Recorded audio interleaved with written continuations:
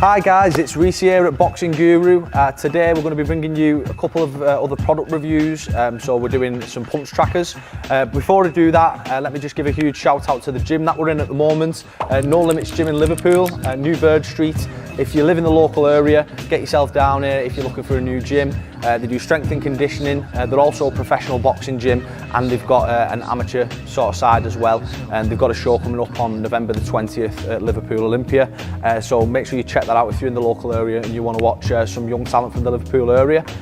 So today, if I just go over a few of the punch trackers, first one we've got here is the HYKSO. So very popular tracker. You might have seen it about, it's been heavily promoted over the past couple of years, so you definitely would have seen this one about. And its next main rival, the second one, these are the two biggest ones on the market really. The next one is the PIQ.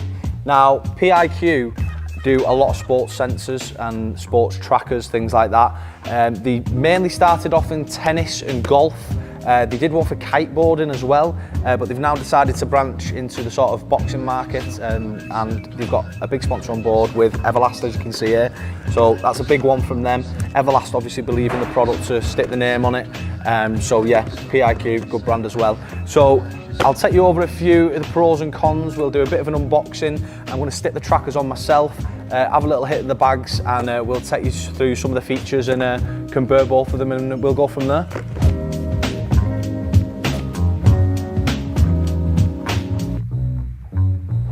Right guys, so first of all, we're going to go over the HYKSO, do an unboxing, see what you get in it, and then we'll go over some of the features. So if we unbox this here, you'll notice with the HYKSO, especially just from seeing with the boxes themselves, it's very small and it's very compact. So this is pretty much it. This is your charger, and these are your two HYKSO trackers inside. So if you take each one out of there individually, you've got your left and your right, and as you see, it's just a little USB charging port. Now, one other thing that you do get in there with it is a little instruction card, just to show how to apply the hand wraps. And you also get the little USB charger for it. So that goes into there like such. Stick your trackers in there, put them into a plug, sort of iPhone socket, and any sort of socket with a USB sort of port in it, or you can stick in your laptop, whatever, anything where you can stick a USB basically will charge these. And then yeah, stick them in and then charge them up. From there, your charge time is usually about 10 hours on these, so they can last you a good amount of sessions. So you won't be charging them every session, which is handy itself. So yeah, that's pretty much the HYKSO. A couple of features with the HYKSO itself. Download the app. Both of these trackers you will need to download an app. They do it for both Android and for iOS as well, so don't worry about that. HYKSO, the app is a lot more sort of simple. So I think if you're looking for something simple, you just want to track your punches, track your performance and everything else, and you want to do that easy and as quickly as possible, I definitely recommend the HYKSO for simplicity. Like I said, it's really quick to get started, and the app is really easy to use. So yeah, you can get on that nice and easy. We were set up literally within about 2 minutes, and we was good to go, ready to start punching. You can track your performance, you can do sort of different drills, and you can track your performance during the round, so you can get graphs and charts which show the peaks and troughs in your performance as the round went on, so you can obviously see where you was tiring, etc. This will measure your sort of punch speed, your punch velocity, and how many punches you've threw in the duration, and it also does sort of real time as well. So as you're punching, you will see the punch count go up, you'll see how hard your last punch was, and it'll give you an overall sort of average. You can then, once you've done your session, break that down a little bit more and look into the finer details, so sort of how many right hands you threw, how many left hands you threw, etc. And things like that. So with regards to simplicity, I'd say HYKSO is definitely the way to go. Now this retails for 190 English pounds. Like I said, anybody else who's watching over in the States, anywhere else in the world, do your conversions yourself, have a look and see how much that would cost you. But that's how much the HYKSO is going to set you back. Next we have the competitor, which is the Everlast PIQ. Now, with the PIQ, the box is a lot bigger, but I'm sure you'll notice I have 2 boxes here. Now, with regards to the HYKSO, you get the 2 trackers in the 1 box, hence the £190 price tag. Now, with the PIQs, these are £80 each, and you buy them as a singular set. So if you want one for both hands, you will have to buy them for both hands. So when it does work its way out in price overall, you're not talking that much of a difference in the price between the PIQ and the HYKSO itself. So if I just show you what you get within the PIQ, I'd say with the PIQ, it's a little bit more versatile. Now, I'll say this really because, first of all, you've got the sensor. So the sensor can go onto your wraps, just like the HYKSO can. You place it onto your wrist, put your wraps over it, get it all connected up, good to go. It's under your gloves, it's under your wraps. But the good little feature that the PIQ has, which the HYKSO does not have, is the fact that you get these little straps with it. Now, this strap has a little sort of housing here for this sensor. So you can put the sensor in. Now that's in and secure. Now, the benefits of this is for anybody who's a coach or you've got a gym and you want to use this on multiple fighters, and obviously you don't want to be messing around with taking hand wraps off, taking the trackers out, everything else, you can literally just strap this straight over the fighter's glove. So say you're doing a pad session with a couple of fighters, you want to track the performance and what they're doing, you can literally strap this on one guy's gloves, both of his gloves, does his workout, end his drill on the app. Next minute, get your other guy in, take this off, put this back on the other guy, start the drill again, and you're good to go. So you can track the performance for each individual fighter, which, like I said, it makes the PIQ that little bit more versatile. With the PIQ as well, which is also a good feature which the HYKSO does not have, is you don't have to upload yourself to the app. You don't have to have your phone with you all the time when you're using this. You can actually just turn your sensors on, put them under your hand wraps, go to the gym, leave your phone in your locker, you can do your workout, and then you can then sync your PIQ sensor with your phone later on, say after you've had a shower, you've got home, etc. And you can then assess your performance from there.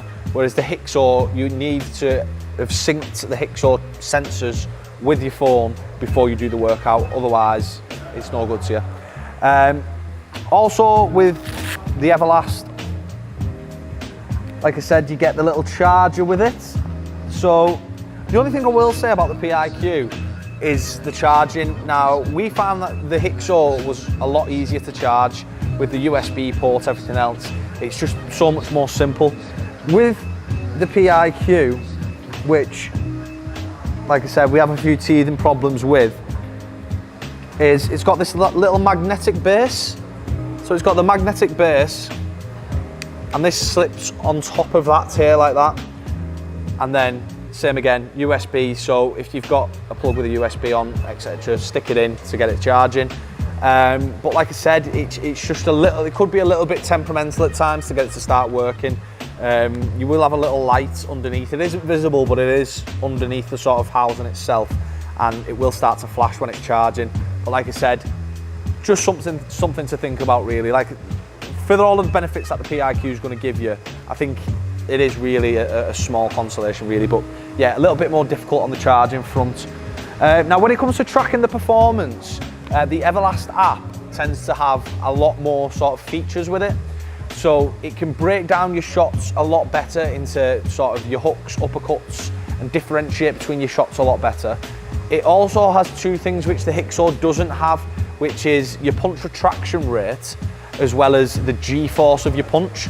So the G-force obviously is very important because that's the power of your punch. The HYKSO doesn't measure it by G-force, it measures it by velocity. And then, as well as all the other things that the HYKSO does, the PIQ does. And then you've also, on top of that, got the retraction rate. Now, we all know, anybody who's seriously into boxing, into fighting, especially if you're going to use this from a coaching perspective, which I would recommend the PIQ for, it brings the retraction rate into play. So it's how quick the fighter has got not got the shot off, but got the shot back in. which obviously from a defence standpoint is a really crucial thing.